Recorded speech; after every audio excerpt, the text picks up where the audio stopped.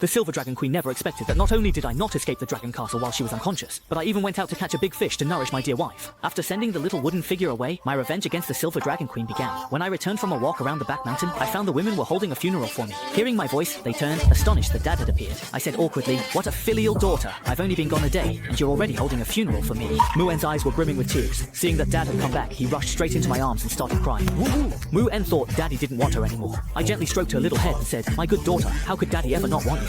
But Mu-en and I looked for you several times and couldn't find you. I thought you had already left. Hearing what Noah said, I quickly smiled and explained, "Daddy just went for a walk on the back mountain today." Noah's eyes grew slightly misty at my words. She instinctively hugged the wooden box in her arms tighter, lowered her head, and said nothing. So it turns out I wrongly blamed Daddy. After picking up Mu-en, I turned to look at the dragon girl and signaled that everyone could disperse. Mu-en pointed at the offerings on the table and asked if he could eat them. After I gave my permission, he happily wagged his little tail and ran over. I wonder who he inherited his gluttony from. At this moment, Noah spoke slowly. "Next time you go out alone, remember to let us know. Mu-en will be very worried about you." Actually, I could tell that Noah was worried about me too, but she was too embarrassed to say it out loud. I smiled helplessly, nodded, and apologized for making Mu-en worry. Noah glanced over at me again and said, "Also, I need to apologize to you. In this matter, I didn't trust you." I was a bit surprised when he bent down to apologize to me. It turned out that the funeral was held because of his misunderstanding, but if he hadn't said anything, no one would have known. But precocious children always tend to take responsibility for their own mistakes and faults. The reason for this misunderstanding was still because I didn't give him enough sense of security. I understand very well. He longs for family, for love, but he doesn't dare to take that crucial step. Even if I make promises to him now, he won't easily believe them. All I can do is prove, little by little through my actions, that I will be a good father. Then, I reached out and patted Noah on the head. "It's okay now. Let's go have dinner together. Do you have to go back to the academy for classes tomorrow morning?" The next morning, Mu-en was leaning over at the side of Los Weiss's bed, looking at him with a face full of worry. Suddenly, Los Weiss's fingers twitched slightly, and then he slowly opened his eyes. "Mom, you're finally awake." Mu-en wagged her little tail excitedly, so moved that tears welled up in the corners of her eyes. "You've been sleeping this whole time. Mu-en was so worried about you." Los Weiss reached out to wipe away the tears at the corner of her eyes, then pinched her chubby baby cheeks.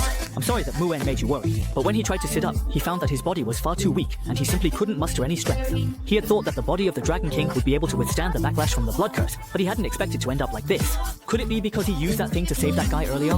From Mu-en, Los Weiss learned that he had been unconscious for 2 days. He guessed that, given my personality, I would have already escaped from Dragon Castle, especially since he couldn't see any sign of me anywhere in the room. He closed his eyes in frustration, regretting his miscalculation. But in just 2 days, she couldn't have gotten very far. Just as he was about to send someone to bring me back, I walked into the room carrying a lively, wriggling fish.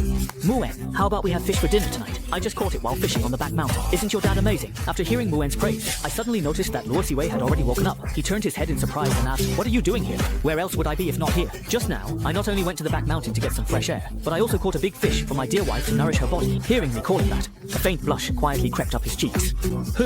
Who is your dear?" I didn't answer him, but instead entrusted Mu-en with a glorious task, asking him to take the fish to the kitchen. Mu-en raised his little hand and gave a salute. "Don't worry, Dad, I promise to complete the mission." Watching the little dragon boy run out of the room,